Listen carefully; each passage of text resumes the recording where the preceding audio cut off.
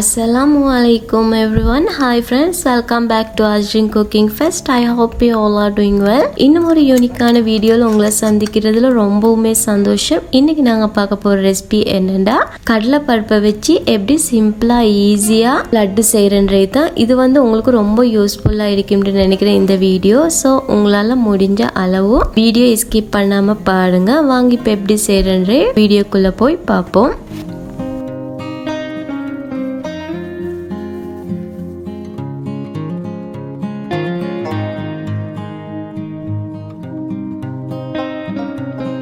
இந்த லட்டு செய்கிறதுக்கு நான் ஃபஸ்ட்டு கடலைப்பருப்பு எடுத்து 1 ஹவருக்கு முன்னாடி தண்ணியில் ஊற வச்சுருந்தேன். ஸோ அதை தான் இப்போ நான் அது 2 கப் அளவில் மெஷரிங் கப்பில் எடுத்துக்கிறேன். சரியாக 200 கிராம் கடலைப்பருப்பு அதை நான் இப்போ பிளெண்ட் பண்ணி எடுத்துக்கொள்ள போகிறேன். நல்ல ஒரு க்ரீமியாக இது பிளெண்ட் பண்ணுறது நல்ல க்ரீமாக பிளெண்ட் பண்ணி எடுத்தேன்னு சொன்னாக்கா எங்களுக்கு ஃப்ரை பண்ணும் போது ரொம்ப ஈஸியாக இருக்கு. ஸோ அதுக்காக நல்ல க்ரீமாக பிளெண்ட் பண்ணி எடுத்துக்கொள்ளுவோம். அண்ட் இந்த லட்டு செய்கிறதுக்கு முக்கியமான 3 இன்க்ரீடியன்ஸ் தான். ஒன்று கிரேம்டா, நெக்ஸ்ட் சுகர், அதுக்கப்புறம் ஃப்ரை பண்றதுக்கு ஆயில். அதை தவிர்த்து எங்களுக்கு வேணும்னு சொன்னா மற்ற இன்கிரீடியன்ஸ் விருப்பம்னு சொன்னா சேர்த்திக்க இயலும், அப்படி இல்லைன்னு சொன்னா ஸ்கிப் பண்ணிக்க இயலும். வீட்டில் இருக்கிற பொருட்களை வச்சு செய்யறதுனால ரொம்பவும் சிம்பிளான ஒரு மெத்தட்ல தான் நான் செஞ்சுக்கிறேன். ஸோ இதை உங்களுக்கு பார்த்த உடனே செய்யக்கூடிய மாதிரி தான் இருக்கு. ஸோ நீங்களும் கண்டிப்பா ட்ரை பண்ணி பார்க்கணும்னு சொல்லி தான் நான் இப்படி ஒரு ரெசிபி செஞ்சுக்கிறேன். இப்போ பாருங்க, நான் எல்லாத்தையும் நல்லா க்ரீமியா பிளெண்ட் பண்ணி எடுத்துக்கொண்டுட்டேன். அதை ஒரு கிளீனான ஒரு பவுலுக்கு டிரான்ஸ்ஃபர் பண்ணிக்கொள்றேன். அது கூடவே கொஞ்சமா சால்ட் சேர்த்திக்கிறேன். பிஞ்ச் ஆஃப் சால்ட் தான்,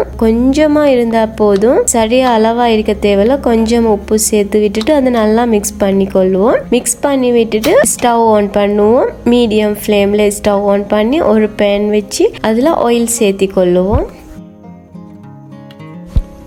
இப்படி ஆயில் சேர்த்து விட்டுட்டு நல்லா ஹீட் ஆகி வரும்போது கொஞ்சமா நாங்கள் எடுத்து போட்டு பார்ப்போம். அது கீழே இருந்து மேலே வருதுன்னு சொன்னாக்கா அந்த ஆயில் ஹீட் ஆகிக்கிறது போதும். ஸோ அதுக்கப்புறம் பக்கோடா ஷேப்ல எங்களுக்கு விரும்பின ஒரு அமைப்பில் இதை ஆயிலில் போட்டு நல்லா ஃப்ரை பண்ணி எடுத்துடுவோம். நல்ல ஒரு கோல்டு கலர் வரும் வரைக்கும் நல்லா ஃப்ரை ஆக தேவையில்ல. உள்ளுக்கு பச்சை நிற்காம நாங்கள் ஃப்ரை பண்ணி எடுத்தாலே போதும். நான் மீடியம் ஃப்ளேமில் வச்சு தான் ஃப்ரை பண்ணிக்கிறேன். ஸோ இந்த மாதிரி எல்லாம் நல்ல ஒரு கலர் சேஞ்ச் ஆகும் வரைக்கும், அதாவது நல்ல ஒரு கோல்ட் கலர் வரும் வரைக்கும் ஃப்ரை பண்ணி எடுத்துக்கொள்ளுவோம்.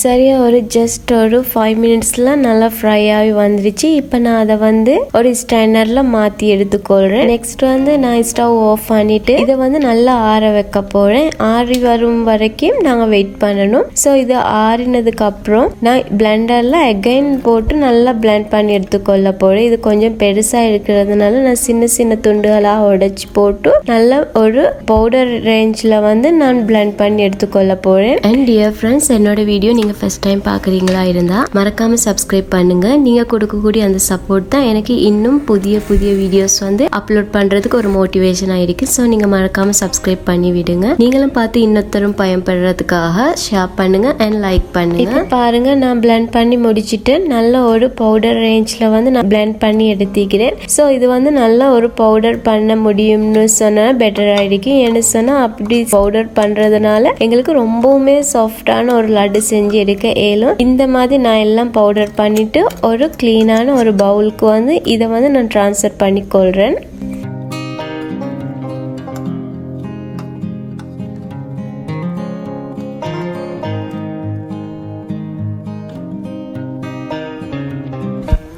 நெக்ஸ்ட் இந்த லட்டுக்கு தேவையான சுகர் சிரப் எப்படி செய்யறேன்ற பார்ப்போம். ஸோ நான் அதுக்காக ஸ்டவ் ஆன் பண்ணி ஒரு பேன் வச்சுக்கிறேன். அதில் 3/4 கப் அளவு சுகர் சேர்த்திக்கிறேன். 3/4 கப் என்ற 100 கிராம் சுகர் சேர்த்திக்கிறேன். அதாவது 200 கிராம் கடலைப்பருப்புக்கு 100 கிராம் சுகர் சேர்த்திக்கிறேன். அது கூடவே 1/4 கப் அளவு தண்ணி சேர்த்திக்கிறேன். இது ரெண்டையும் சேர்த்து நல்லா மிக்ஸ் பண்ணி விட்டுருவோம் கொதிச்சு வரும் வரைக்கும்.